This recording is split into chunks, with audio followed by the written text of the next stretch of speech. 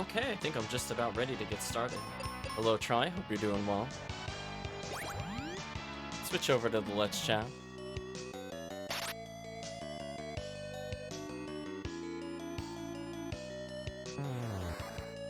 I'm gonna lower the volume a little bit here. Put it on. There's more background music than anything else. So we're basically just gonna go through the manual in just a moment. We'll let the autoplay just give soothing little sounds in the background.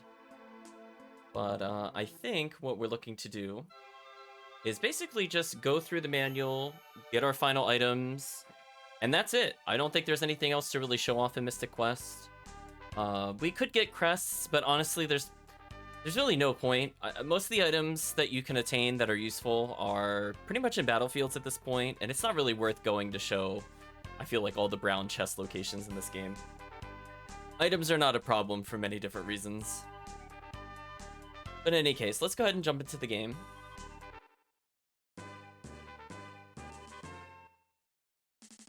A second to load. I didn't realize the game was active. 1 second. Hide that. We don't need that at the moment. Let's take a look through the Mystic Quest manual. Now, this is what my instruction manual looked like. I know it has many different game covers, but I'm very much used to the US version. It's a very welcome sight.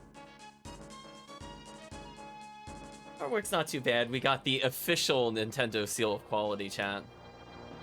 So let's see. Let's actually read what the story is allegedly about, and then we could give our thoughts and feelings about the story towards the end. The story. For centuries, the Focus Tower had stood at the very heart of the world. It had been a center for trade and knowledge, and the people of the world had met there to peacefully settle their differences. But on one warm summer day, the tower was suddenly transformed into a symbol of the purest evil. For on that day, powerful monsters battled their way into the tower, stole the 4 crystals of the earth, and took off with magical coins that kept the tower's doors unlocked. Actually, I don't need to scroll this. With the tower doors sealed behind them, the monsters relaxed their guard and turned their attention to the crystals. As they basked in the radiant glow of the crystals, the monsters grew stronger and meaner, and even more wicked. The more light the monsters consumed, the more the world was drained of its warmth and color. Tremors shook the land. The sky grew cloudy and dark. The seasons went berserk. Monsters appeared everywhere and terrorized the people. The world was thrown into total chaos. Something had to be done. Enter Benjamin. Benjamin was the most normal youngster you could imagine. I don't know about that. Like most responsible villagers his age, he arose at the crack of dawn to take his family's livestock to the upper meadow to graze. Other kids teased him because he read while tending his herd, became a village elder. Hold on.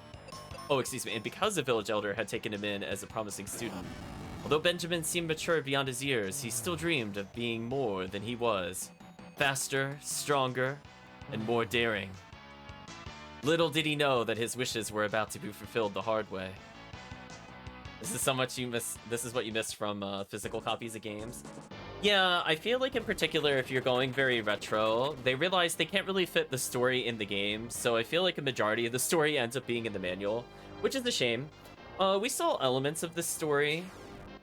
Yeah, we saw elements of the story throughout the game. We saw the earth shaking, we saw a bit about the Berserk seasons, and we had a sense the monsters were absorbing the power of the crystals. But it provides more elaboration here than the game itself does. We know all about beginning a quest. We're not going to go through every page, but we'll just see if there's anything fun. I just love the subheader of so many icons. I don't know. Something about that got me, chat. Okay, what do they have under so many icons? It piqued my curiosity. Whenever the hero stops in the overworld, you'll find an icon. Some are battlefield icons, and others look like towers, towns, and dungeons. Get from one icon to the next, you may have to find your way through a maze, solve a puzzle, or fight some intense battles. Gray arrows will flash red and yellow when you've cleared a new route. I almost didn't even notice that. I feel like I only noticed that towards the very end of the game. But it was something I didn't care about. Just more icons.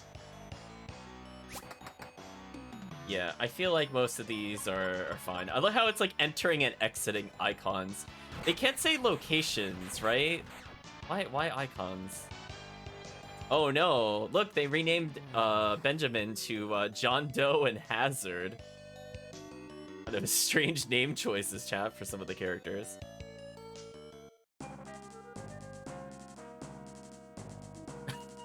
Okay, I'm not gonna read, as I said before, I'm not gonna read the whole manual, but I'm looking at this subsection and it says, who was that anyway? They must have had fun writing the manual, chat. Some people who join you during the game leave rather abruptly. Yeah, that's very true. You can make your quests more enjoyable by writing down the names of characters, the relationships to other characters, their hometowns, and so forth. Mystic Quest Manual? I don't think so. You can write that all you want. I'm not doing that. Oh, man. Just shaking my head, chat.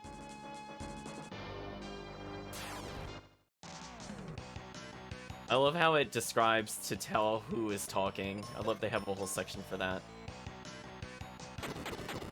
Open all chests? No, you really don't. I don't really see anything in terms of menuing. It seems rather plain.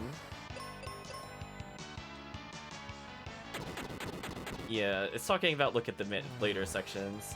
Oh, there's actually descriptions of allegedly what each of the stats does. But I feel like it's a fairly straightforward game. So remember, the higher the number of speed, the better your chances are of attacking first. Yeah, sometimes it didn't really seem to matter, to be honest.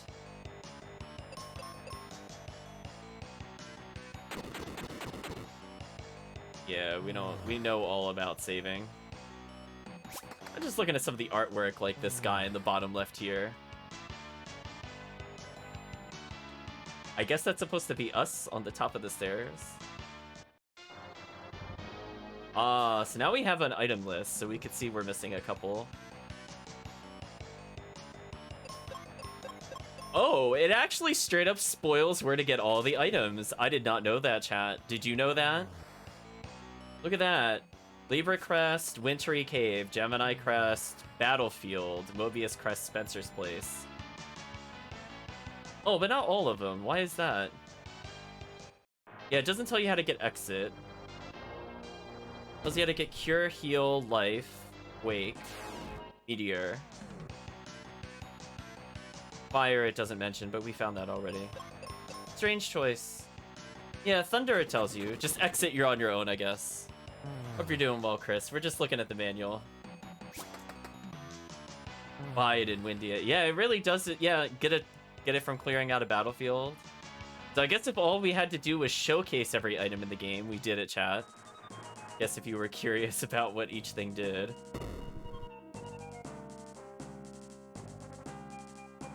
Oh, look at that, chat. The end of the manual tells you how to play the game. How far does this go? The Here We Go is talking about doing battlefields, which we didn't do. The Sand Temple tells you how to get the bomb. Look at the manual. Man, chat, we would have been so spoiled. More ribs, chat. I'm telling you, some of the title sections in this crack me up. They even show you the boss? Really? They give actual boss strategy in this game? Manual? Wow. It's not really that useful. It doesn't tell you to use your bomb on him, which was like the best choice. I don't know why it would tell you that. So, bad advice, but I guess if you're really stuck... Oh, hold on, when we get to the end, and now you're on your own. Oh, another box that says advice from mystical elders of Square. Always talk to everyone you meet and save your game often to save your progress. Why backtrack when you don't have to? Finally, if you get stuck, call our gaming consoling line at 206-861-0303. Remember to get your parents' permission if they are paying for the call. Good luck. Chan, we gotta call we have to call the hotline. It's all over. Just the back of the manual. Call him right now. Oh man. I don't know about that.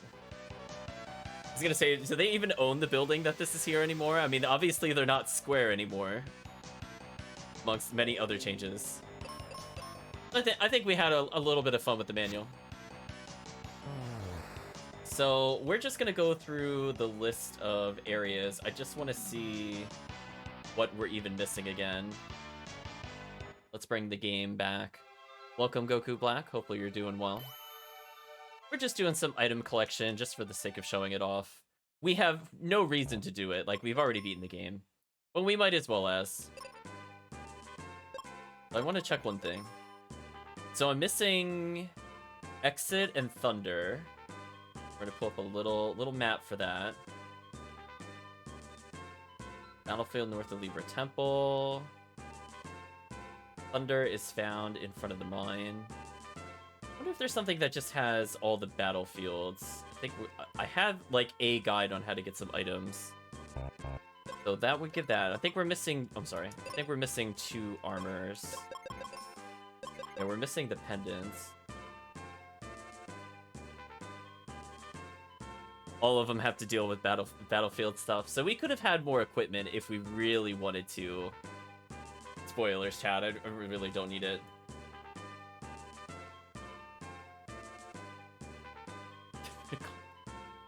Oh, chat. You're right. They upgraded from square to circle. You're right. I don't think we have anything we really need here. I just want to see if there's a slightly better map before I continue. Otherwise, I'll just figure it out.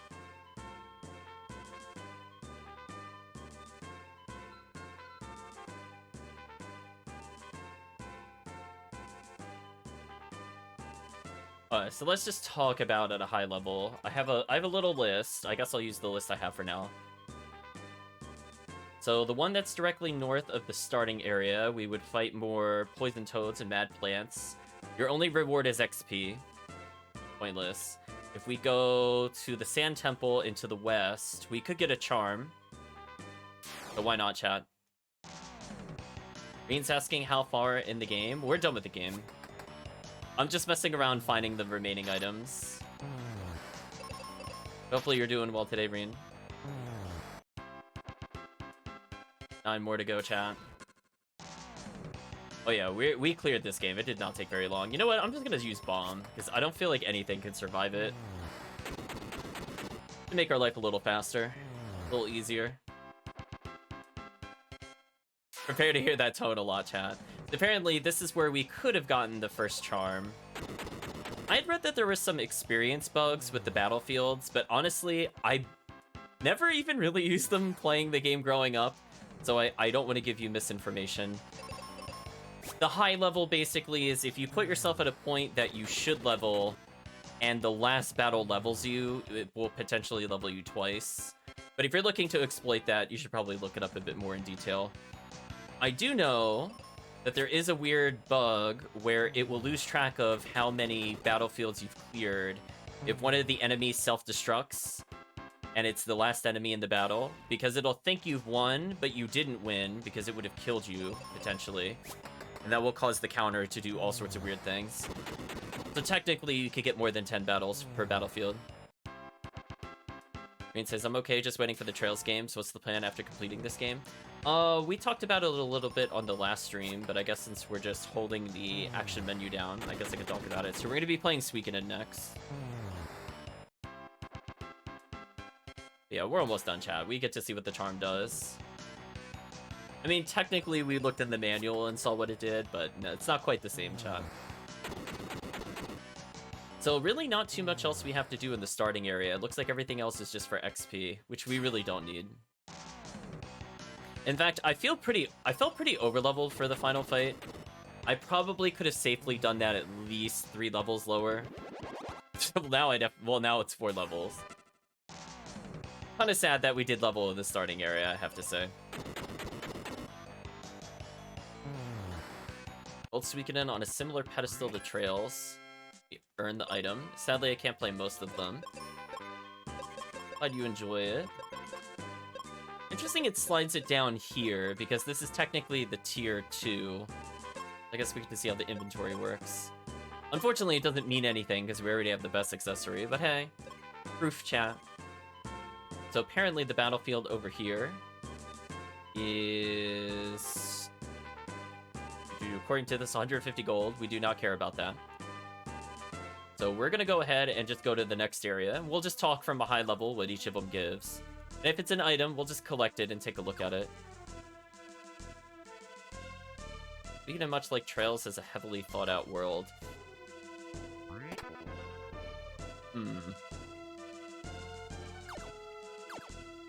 I'm trying to think about Suikoden in world building, I guess.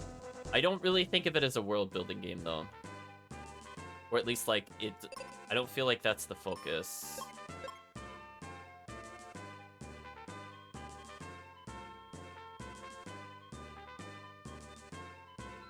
Okay, so this is south of the Libra Temple. This is just for XP. We don't care about that. There's one to the east of the Libra Temple. This is 300 gold. And the place south of Aquaria is a magic ring. Might as well just do this one.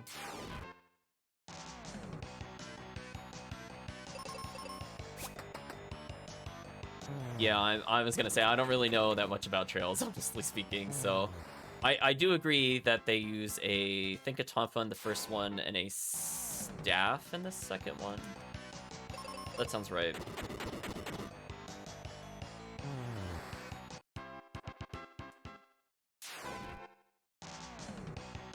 Or I call just bonking people. So we'll see. Oh, I flipped it. My bad. I was gonna say, I almost never attack with the protagonist. Be real with you, I almost always use the runes, so it doesn't come up too often. Like, if I'm in a lot of random encounters, I'll do it, but most of the time I'll be using runes all day long. And just avoiding all combat until I'm at a boss.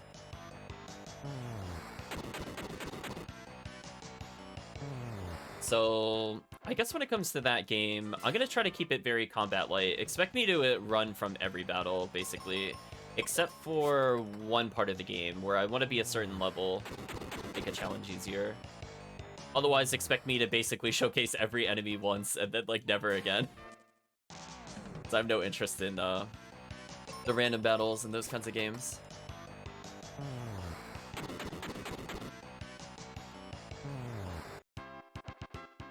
And since I have the physical copies of each of the games, we'll be doing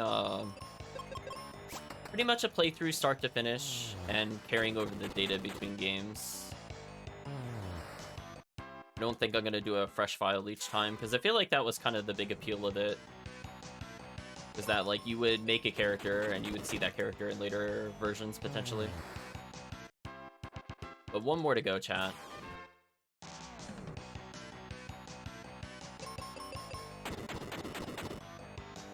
Unfortunately, Explosive is saving so much time here. Got the magic ring. Sure, we'll take a look at it. That was the other defensive item. So we could have had silence resistance. Honestly, not that useful. I'm actually struggling to recall if I even got silenced once this entire playthrough. I feel like the answer is no. Or if I was, it never stopped me from winning. Because I just normal attacked anyway early in the game. Later on in the game, it would have been annoying had I not bought this, for sure, but... Yeah, I don't think so. I think they've tried, and they've either targeted somebody that's resistant, or I just killed them immediately, because they just chose to silence me instead of something that actually hindered me. So let's see, we're at Aquaria. There's a couple places here. So east of Aquaria is just 99 experience. We don't care about that. This is the Wintry Cave. This just gives 600 gold. We don't care about that. Hey Kirk, hope you're doing well. Just making sure I'm not skipping anything. I believe the Libra Temple we passed earlier was here. So north of the Libra Temple is the exit spell, which will be nice to show off. This would have been useful. It's kind of like from what I recall, like an insta-kill attack. And I forgot to show off one other thing since we're here. Hold on, let's actually show this off. So, fun fact, the heal spell should actually do something to monsters. I'm gonna defend and see what happens. Yeah, it actually tries to put status ailments on him. Fun fact, chat. I actually didn't even realize it did that. I believe it can even cause Petrify. Though technically, if you don't want to use the Dragon Claw and your character is heal, you could just try to hit them with that.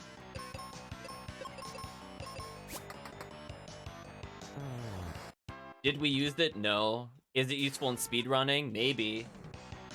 Again, if something is weak to Petrify, I imagine that would save a lot of time. Because that's where we're doing with the Dragon Claw, for example. We're just using that to skip fights. It appears that it's just this one enemy over and over, chat. Poor enemy.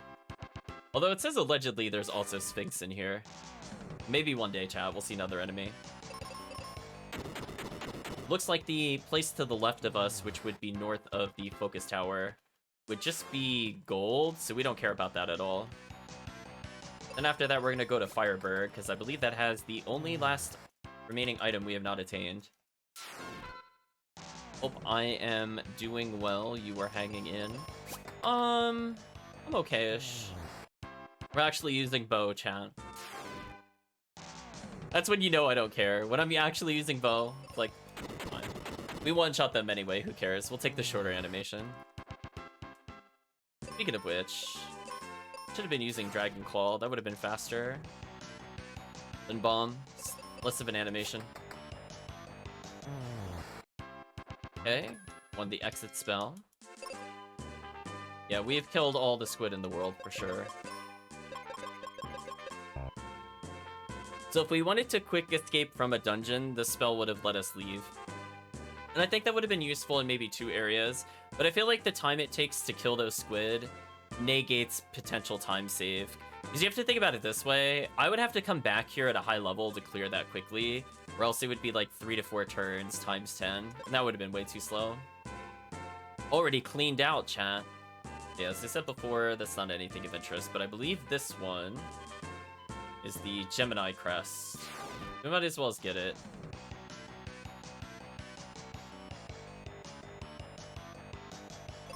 It doesn't have the same enemy I was expecting here. Hopefully I didn't go to one that I shouldn't be. Because this enemy is not on their list, by the way. It's a sting rat and jellyfish, and that doesn't make any sense. Unless I went to one of the other ones by accident.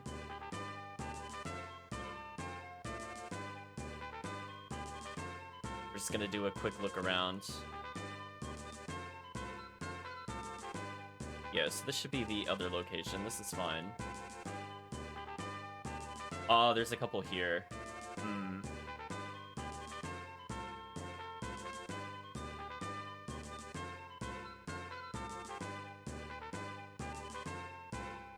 What is this one relative to? This is east of Fireburg. Oh, so maybe the one I'm looking for is this one. Okay, that looks better. I was gonna say, there were technically multiple further norths in my defense. Also, I barely remember these enemies. That's kind of sad. The exit basically insta-killing. Nice. Yeah, we really have almost nothing left to unlock, which is a good feeling, chat.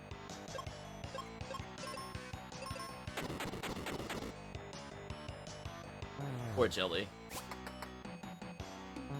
Once we do that, we just have a location south of the mines here. And that is the only other battlefield of interest. Everything else just gives XP. Which in this game, you really don't need. So, not anything of interest for sure. Oh, I guess that one would have been... That could have been east of the volcano for 1068 XP. I think that was the one I accidentally started doing. Yeah, nice and simple, chat. We're just blowing them up. Listen, these things are just living their life, and we just go into their habitat with bombs and arrows, and we hunt them down. Like a true protagonist, chat. Isn't that what you do? They can't even defend themselves anymore. Like, look at this, chat. It's so sad. Take your head, chat. The protagonist is always the monster. Or at least when I play the protagonist. Yeah, exactly. Yay, murder. Exactly, chat. Oh my gosh, we're always striking first, I think due to our speed bonus. So unfair. So I guess if you were really struggling with the game, I guess you could power level on these. But nah. Hard pass, right, chat? This should be the one of the last items. We just have one more battlefield to do. There we go, Gemini Crest. Yay, it gives us access to nothing of interest. Yeah, you know what the sad part is, chat? Like, even if we use the crest, like, if you look at our armors and weapons, we have everything. Right? So you know whatever you would actually use that crest for is useless. Right? By definition, there'd be no point to it. Like, we already have everything. We even have our pet rock still. Now, if you could collect items for your other party members, that would have been kind of nice. Also, wow, we take forever to learn the Thunder spell. We don't get it until now? That's crazy. This is the mine, if I'm not mistaken. But this is the one that'll give the Thunder spell, which is surprisingly deep into the game. A little shocked by that, chat. I thought the Thunder spell would have been in the first area. Like, pre-tower. Because it's not like that crazy strong.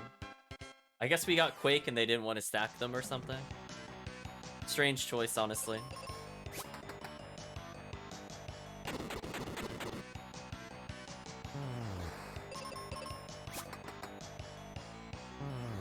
There we go. We'll get through them eventually, chat. So close. Just, I love the quote-unquote red caps. Something about them, chat. Oh, we actually got hit. Yay, chat, they're defending themselves. They did it. Then I murdered them. Oh, that was a lot of damage. Uh-oh, are they gonna actually make me cast a spell? I think they are, chat. I think it's actually faster for me to do this. Set this up.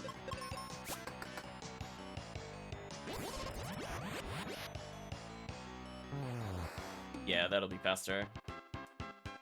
So I should have enough white spells to beat every battlefield. That's fair, right, chat? Should be fight over again. And that's faster than giving them a turn, for sure. So the 5 seconds I spent in the menu is now saved every time we're in combat.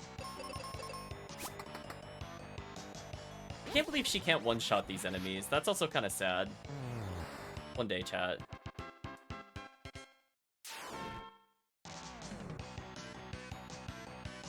I'm worried. Oh, I have exactly 4 left. Nice. Good planning, chat. Totally planned.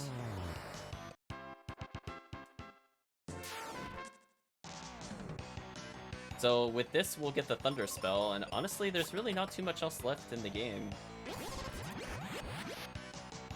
4 enemies, though.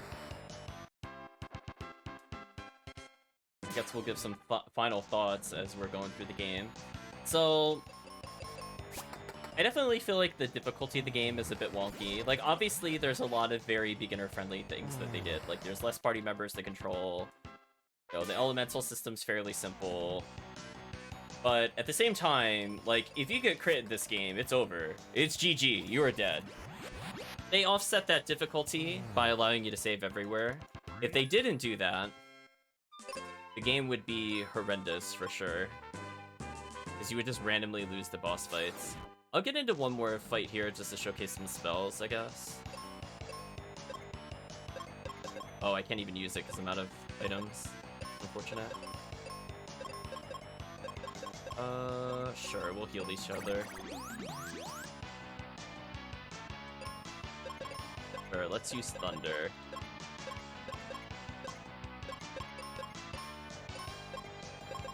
I'll just do that. So all that, chat, it's...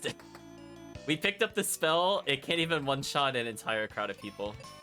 So Thunder, absolutely not worth it. Not even close. Look at the damage. Look at the damage difference, chat. What was that, 3 times less damage than white, which we get basically automatically, instead of having to fight like 10 battles back to back like that?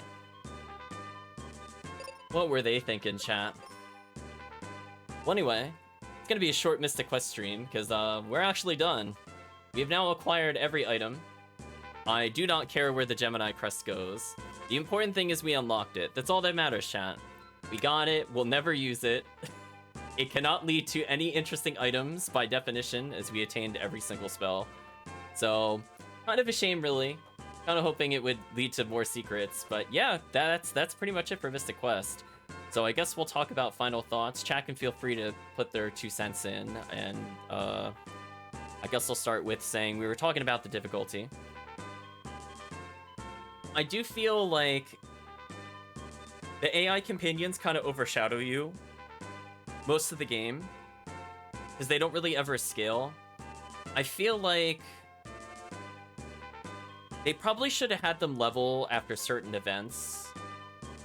And they kind of do that for one of the characters, but when you have a partner for a while, like, the resistances don't really scale or change. And you can't really itemize around them that well.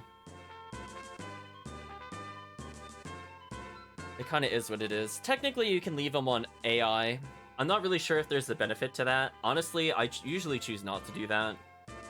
But I guess if you just really want to play one character, it's possible. I feel like Sword, for the most part, was kind of useless. Because most of the time you would Axe. Axe was always stronger than Sword. Axe also usually had a weakness. So, for example, if I was fighting trees, Axe would deal more damage than Sword would, even if you had a stronger sword than an Axe. Axe still did more damage. I think Dragon Claw was fairly useful. It's not like the end-all be-all, but on like at least 30 to 40% of the enemies, they had a decent weakness to the insta-kill, and that was actually useful. Bombs, super useful the first 2 areas, and then fall off completely, because we stop using them altogether over spells, for sure. And the White Spell and Flare are very OP compared to everything else that we have. You know, story-wise, it kind of is what it is. You can always kind of wish in these games you would get more dialogue, because it is possible for an SNES game to have a lot of dialogue. See Chrono Trigger. But, I don't know. I feel like to some extent it probably would have bogged this game down. Like, I think it's a decent-paced game. So if all you want to do is listen to the soundtrack and just kind of autopilot through dungeons, I think this game is kind of fun. I also think, like, with the dungeon exploration, honestly, this game does dungeon exploration a lot better than a lot of other Final Fantasy titles. I'm just gonna call it out. I'm just gonna state it, chat. I'm like, listen, I had more involvement in those dungeons than, like, the majority of the early Final Fantasies. I'm just stating it, chat. Like, sure, there were moments in, like, 4 and 6 where maybe you have to switch party members briefly, but, like, in this series of dungeons, every dungeon is like that. And I'm glad that I think it inspired games like Wild Arms, which we'll have to see in the future, where you basically had a set of tools. Because I do find that interesting. I like that kind of challenge when it comes to puzzles. It's more of a, I see my goal, but how do I get there kind of things. I have a very tangible thing I could go towards. So even if the story is not really there, I still have fun because combat is extremely short. Actually, that goes into one of the things we talked about before, what makes the game enjoyable. So, like, you do not play this game for the combat, right? Like, it is what it is. But the speed at which you could do the combat in this game is just so much faster than almost everything else in the same genre of the same era. Like, honestly, like, combat in this game, killing 3 enemies, is, like, super fast, because you could skip all the animations, you could hold down the command button, and it takes, like, a fifth of the time of some of the other games. Like, no ridiculous Final Fantasy VII summon, where it takes, like, 57 seconds for Neo Bahamut to come out of his little satellite, shoot 1 laser, and probably maybe kill easy enemies. I'm like, listen, we have other things to do, chat. I'm not gonna sit there for it. This game is built for me. When you could skip animations on a simple combat, I'm like, I love it that much more. So definitely, even though the combat was very simple, the speed made it enjoyable. So I enjoyed how quickly I could potentially go through the game. As demonstrated by the, what was it, 8.5 hour clear, 8:45, I guess, with the boss. So who knows? This could be a fun game to speedrun. I mean, if you remove the dialogue and getting lost, I think we can easily get, like, sub 7. without like really too much else changed. Obviously, if we do some of the cheaty strats, we could probably reduce even more time. Or, well, actually, well, it's more safe to say maybe we can eliminate 30 minutes, but with the cheesy strats, at least an hour. I feel like that's a safe statement. I don't want to exaggerate here, but just from my general feelings of, you know, the game would have been faster if we could have multi-spelled everything, and knowing the seed glitch, how early you could do that, definitely could make the game very, very fast. So who knows, maybe we'll revisit this one day for a speed run. But I think for now, chat, we're going to say goodbye to this game. And we're going to say goodbye to YouTube, at least for this video. But stick around, chat, as we have still a whole lot more stream to go. And with that, so long for now, Mystic Quest.